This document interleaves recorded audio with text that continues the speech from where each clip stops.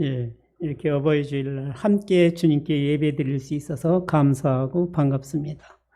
오늘은 내 부모를 공경하라는 제목으로 주님의 말씀을 전하겠습니다. 출애굽기 20장 12절 말씀 다 읽은 말씀이죠. 신명기 5장 16절 말씀을 제가 한 절 더 읽어드리겠습니다. 너는 내 하나님 여호와께서 명령한 대로 내 부모를 공경하라. 그리하면 내 하나님 여호와가 내게 준 땅에서 내 생명이 길고 복을 누리리라. 에베소서 6장 2절 말씀 더 읽어드리겠습니다. 내 아버지와 어머니를 공경하라. 이것이 약속 있는 첫 계명이니. 이렇게 말씀이 있습니다. 이 말씀에 주석을 달자면 이렇습니다. 요한 3서 1장 2절에 있는 말씀과 같이 사랑하는 자여 내 영혼이 잘된 같이 내가 범사에 잘되고 강건하기를 내가 간구하노라. 이 말씀이 해당되는 장수, 지금은 오래 사는 것을 그렇게 하나님의 축복이라고 여기지 여기지 않는 것 같아요. 저도 그렇고. 저도 그냥 힘들게 어렵고 병 중에 오래 사는 거, 그런 거를 원하는 사람은 아무도 없어요. 그러니까 우리가 볼 때 내 영혼이 잘된처럼 범사가 잘되고 강건한 이 축복을 받는 거, 이 축복을 받는 것이 우리에게 부모님을 잘 공경할 때 하나님이 주시는 약속 있는 첫 계명이 아닐까, 그렇게 생각해 봅니다. 그래서 부모님을 잘 공경하게 되면 우리의 영혼이 잘되고 또 범사에 하는 일에 하나님께서 함께 하시고 복을 주셔서 범사에 하는 일도 잘되고 또 우리가 건강하게 행복하게 살 수 있는 그런 약속을 하나님이 주신 것이다. 저는 이렇게 믿습니다. 이 약속 있는 첫 계명이라고 분명히 기록에 말씀을 하셨으니까 이 약속대로 우리가 부모님을 잘 공경하면 될 줄로 믿습니다. 예, 감사합니다. 혹시 우리가 부자가 된다 할지라도 싸가지 없는 교만한 부자가 아니라 어떤 부자요? 믿음 있는 부자, 하나님을 잘 섬기는 부자, 그 다음에 청보라고 그러죠. 깨끗한 부자, 존경받는 부자가 될 줄로 믿습니다. 부모님을 잘 섬기게 이렇게 되는 거예요. 물론 부모님을 잘 못 섬겼는데도 부자 되는 사람은 많습니다. 근데 그런 사람은 하나님도 잘 못 믿을 거예요. 분명히 부모님을 잘 섬기면 하나님도 잘 섬길 수 있을 것으로 믿습니다. 부모님을 잘 섬기는 효자는 제가 지금까지 이렇게 본 중에서 걸식하며 다니고 방황하며 다니는 그런 효자 본 적이 없습니다. 저는 부모님을 잘 섬기면 걸식에서 면하게 하시고 방황에서 하나님께서 면하도록 그렇게 은총을 베푸실 것으로 믿습니다. 왜 그렇습니까? 하나님이 약속하셨기 때문에. 약속 있는 첫 계명입니다. 이 말씀이야말로. 성경에서 효자 두 분을 소개해 드리겠습니다. 첫째는 예수님이에요. 예수님은 하나님께 어떻게 아버지께 어떻게 효를 했습니까?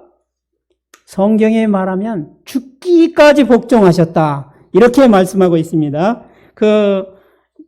성경의 빌립보서 2장에 있는 말씀을 제가 읽어드릴게요. 그는 근본 하나님의 본체시나 하나님과 동등됨을 취할 것으로 여기지 아니하시고, 본래 예수 그리스도는 하나님의 본체셔요. 마치 우리가 삼위일체를 말할 때 어떤 것을 비유로 들지요? 주로 태양. 태양의 본체가 있어요. 거기에서 태양에서 뭐가 나오죠? 빛이 나옵니다. 또 열이 나와요. 그러면 이렇게 비유할 수 있어요. 본체.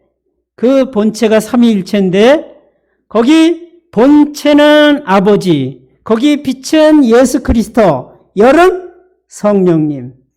그러니까 본래 아버지 하나님, 아들 하나님, 성령 하나님은 나뉠 수 없는 분이에요. 그래서 삼위일체예요. 우리가 태양에 비유하는 게 꼭 맞다 이렇게 말할 수는 없어도 우리가 삼위일체를 이해하는데 상당한 도움을 줄 수 있는 그런 비유가 될 수 있을 거예요. 이처럼 하나님의 본체예요. 주님은 예수 그리스도의 이 땅에 육신으로 오셨지만 본래 그는 창조 때 아버지와 함께 창조하시고 이 온 우주를 건설하신 분이에요. 이 지구를 창설하신 분이에요. 아버지와 함께. 물론 성령도 함께 하셨죠. 예, 창세기에 보면 이런 말씀이 있습니다. 하나님의 신은 수면에 운행하시더라.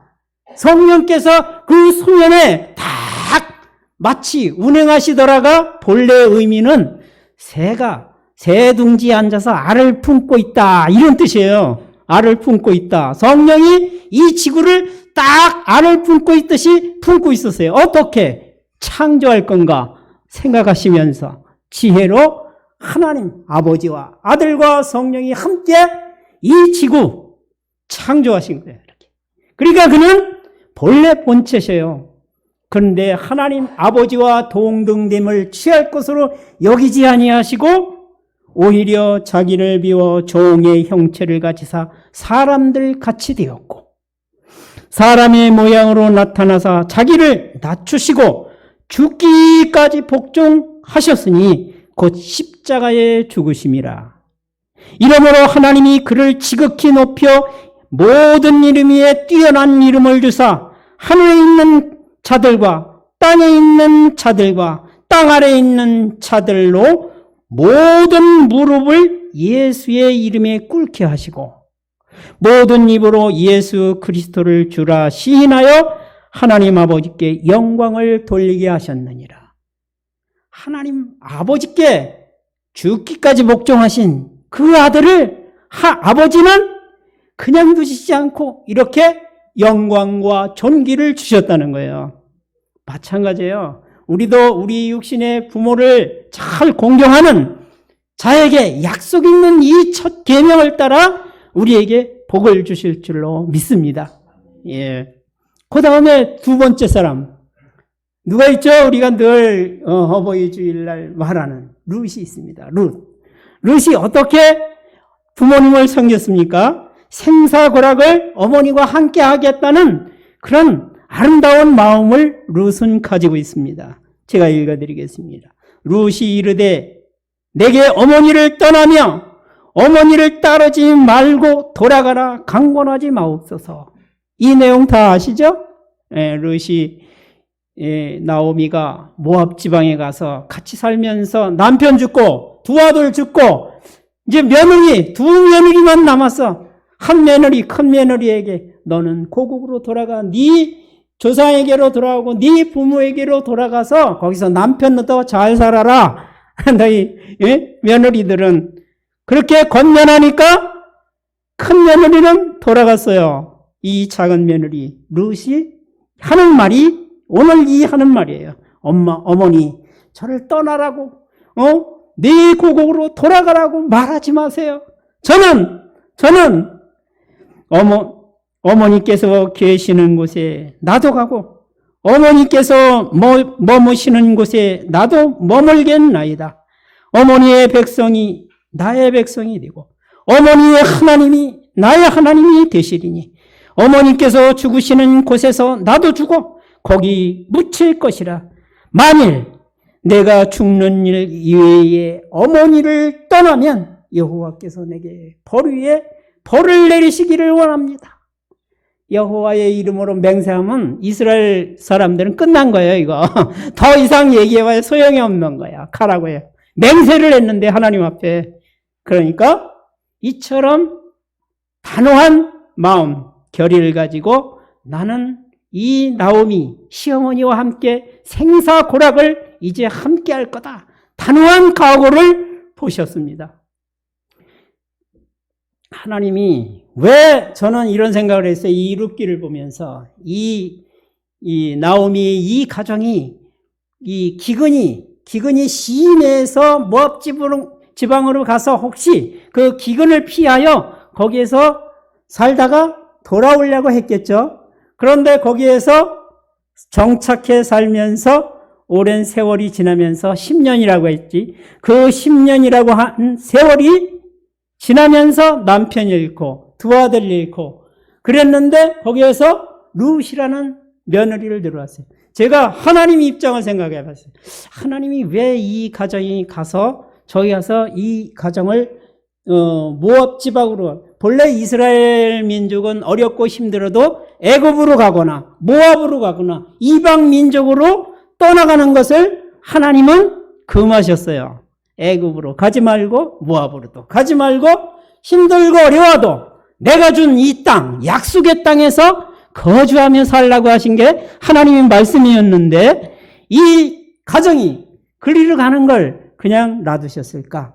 거기에서 제 생각에는 거기서 보석, 룻이라는 그 보석을 하나 주워오시려고 이 가정을 보내신 게 아닌가 그런 생각이 들었어요.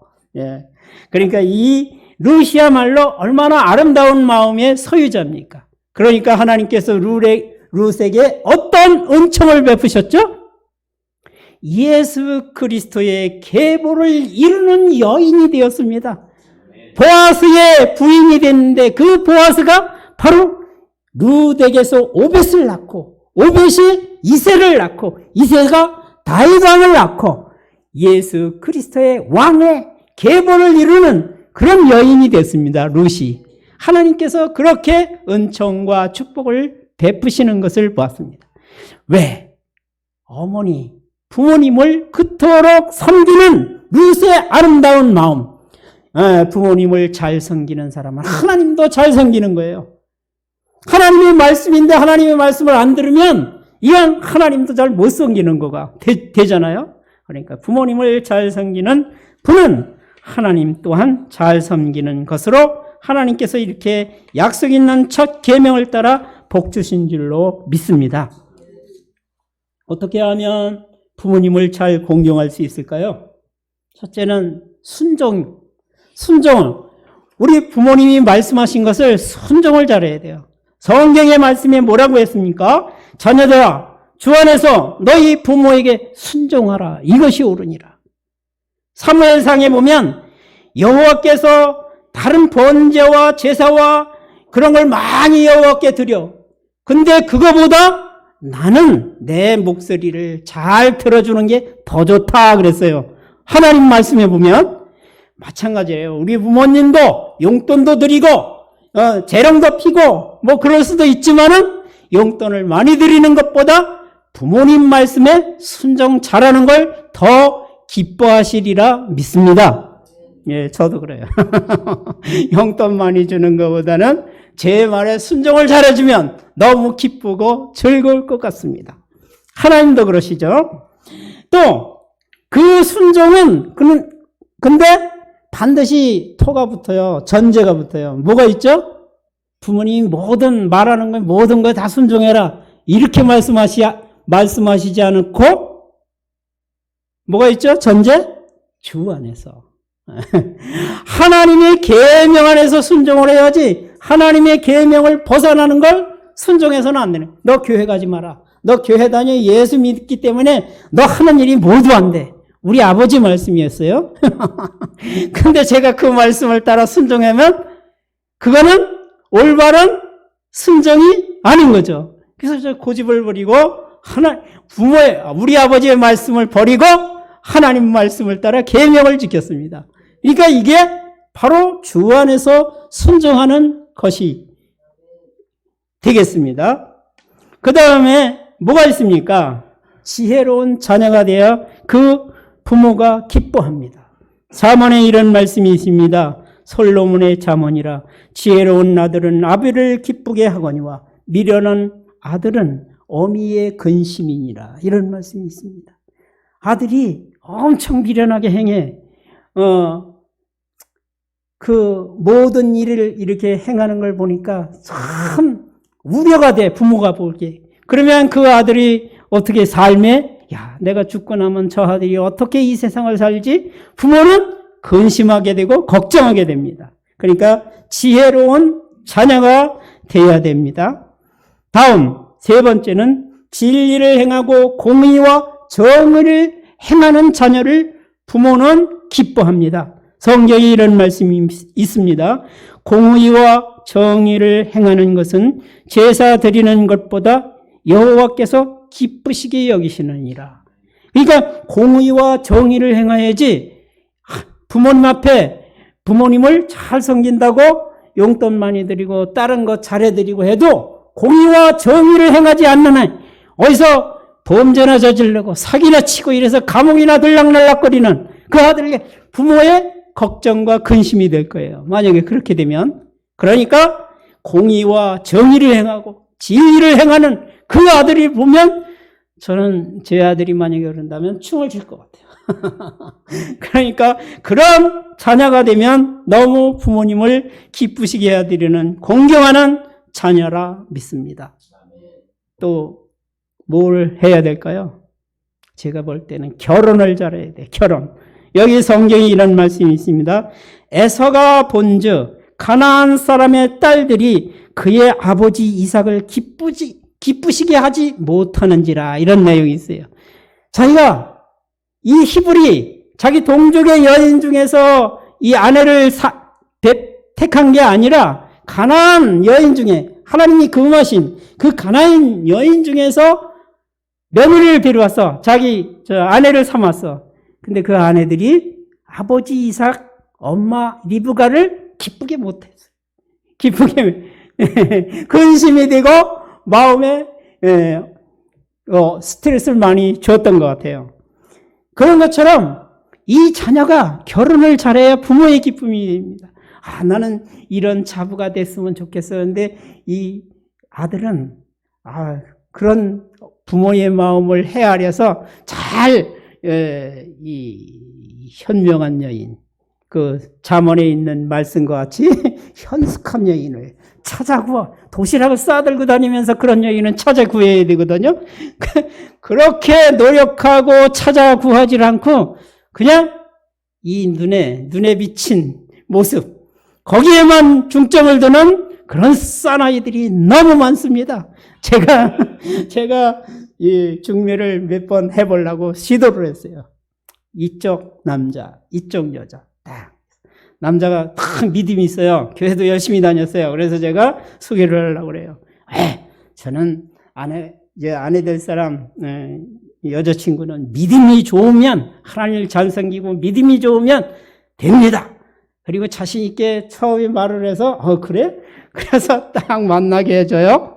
그러면 딱 앉아서 보고는 마른 믿음이 있는 여인을 원했는데 딱 보고는 외모를 택하는 거예요. 이게 보면은 대개 보면 그런 남녀들이 줄을 이뤘어요. 줄을.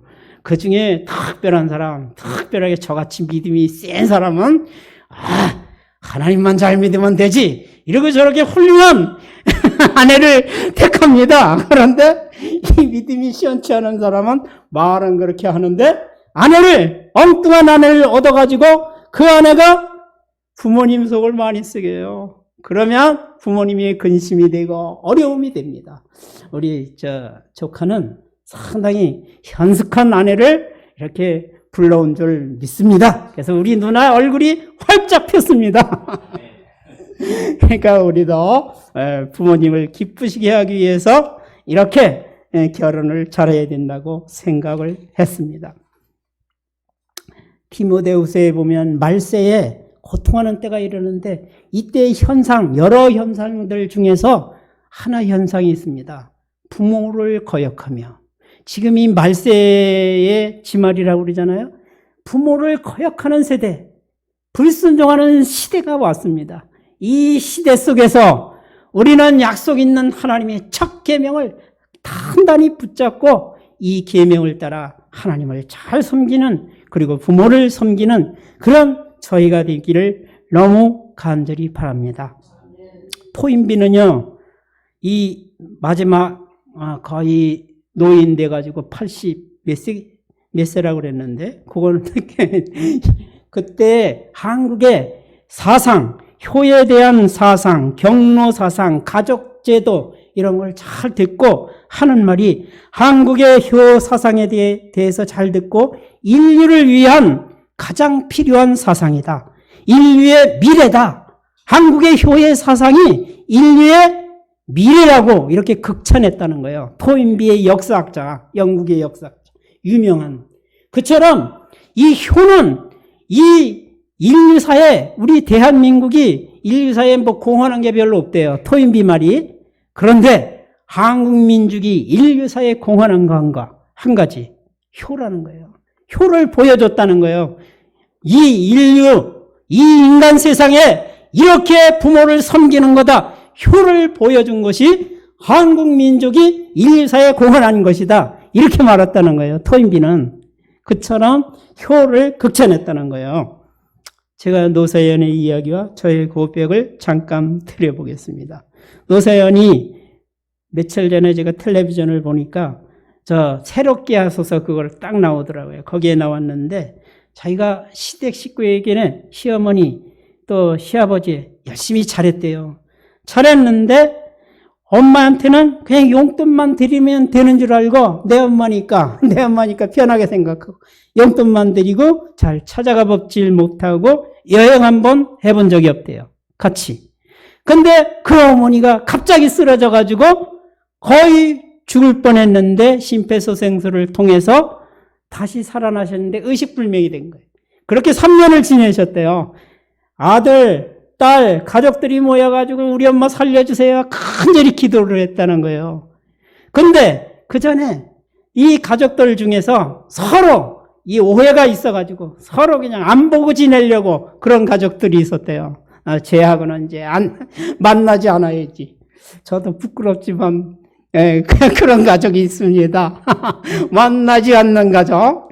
근데 노사연도 그런 가족이 있었나 봅니다. 근데 그 어머니가 평소에 우리 가족이 다 함께 모여서 하나님께 예배드리는 것, 이게 꿈이었대요. 근데 그걸 한 번도 못 하신 거예요. 살아생전에. 병상에 그 3년간 누워있을 때 가족들이 모여 우리 엄마 살려주세요. 그리고 다 모여서 함께 기도할 때 화해를 하고 오해도 풀고, 그래서 그 형제들이 다 하나님을 잘 맺게 됐는데 그 사복언니라는 그분은 늘 절에 가서 살고 절에 그렇게 열심히 던 그 언니가 지금은 입만 벌리면 그냥 아버지 이런, 그 아버지가 진짜 자기 아버지인 줄 알았더니 하나님 아버지로 그렇게 그냥 시도 때도 없이 아버지 이러면서 그렇게 부른다는 거예요. 그렇게 믿음과 신앙생활을 잘하게. 그 어머니가 왜 3년 동안 병상에 누워서 힘들게 보내셨을까요? 빨리 죽는 게 낫지. 의식도 없이 3년 동안 지내는 게 얼마나 힘들었을까요? 그 힘든 과정을 통해서 그 형제들의 화목을 위하여 살아계신 게 아닐까? 저는 그렇게 생각해 봤습니다. 예, 어머니는 아파서 힘들고 돌아가시기 직전에도 자녀들에게 행복을 원하고 자녀들에게 평화와 화목을 원하시는 그런 마음의 심정이 아니었을까요? 저도 마찬가지예요. 저도 어렸을 때 잔병치레가 많아서 엄마의 걱정 끼치는 아들이었습니다. 엄마는 늘 나를 돌보시는 엄마야. 그러니까 결혼해서도 총각이 돼서 돈을 벌면서도 형이 잘 돌보니까 나는 우리 엄마를 잘 어떻게 안 해도 용돈 한번 제대로 드려보지 못하고 이렇게 엄마를 보내게 되니까 너무 그 마음이 아프더라고요. 그래서 이게 엄마하고 여행도 물론 가보지도 못하고 용돈도 제대로 드려보지 못하고 이렇게 살아온 가난하다는 핑계로 나는 신학을 해야지. 그러니까 이제 엄마를 제대로 돌아보지 못한 그 세월이 마음이 참으로 아프더라고요. 우리 며느리 되실 우리 딸들에게 저는 이런 제안을 한번 해봅니다. 시어머니를 잘 모시는 것이 나의 어머니를 공경하는 것이다. 왜 그렇게 될까요? 우리는 우리 내 엄마는 잘 모시고 싶어. 잘 어떻게 해드리고 싶어. 근데 우리 시어머니하고는 사이가 대개 보면 자부들 사이에는 불편한 관계가 많아요. 제가 보기에는. 근데 어머니, 이 딸들이 뭘 몰라서 그래. 내가 시어머니를 잘 모시면 왜 우리 엄마를 잘 모시는 결과적으로 그렇게 되냐. 많은 딸들이 다 결혼을 해서 며느리가 시어머니를 잘 모셔. 그 우리 엄마도 그 며느리가 우리 엄마를 잘 모시는 거예요. 내가 시어머니를 잘 모시는 것이 다른 딸이 시집 와서 며느리가 되어 그 며느리가 우리 엄마를 잘 모시게 돼요. 그럼 결과적으로 우리는 모두 우리 엄마를 잘 모시게 되는 그런 결과가 되지 않겠습니까? 그러니까 내가 시어머니를 잘 모시면 하나님께서 룻과 같은 아름다운 딸을, 며느리를 보내주셔서 우리 엄마를 잘 모시게 하겠지? 이런 마음으로 우리 시어머니, 부모님을 잘 모시는 게 어떨까요? 하고 제안을 드려봅니다. 어떨까요? 좋겠죠? 예, 믿습니다. 그렇게 잘 되리라고 주님께서 우리의 마음을 어루만져 주셔서 잘 되리라고 믿습니다.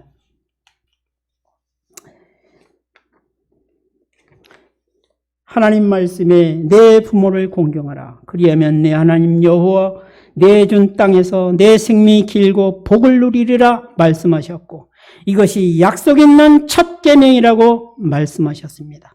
오늘 이 말씀을 다시 우리가 우리의 삶으로 해석해 보자면 영혼이 잘 되고 우리의 범사가 잘 되고 강건하게 하시는 하나님의 약속이 있는 계명이라고 믿습니다.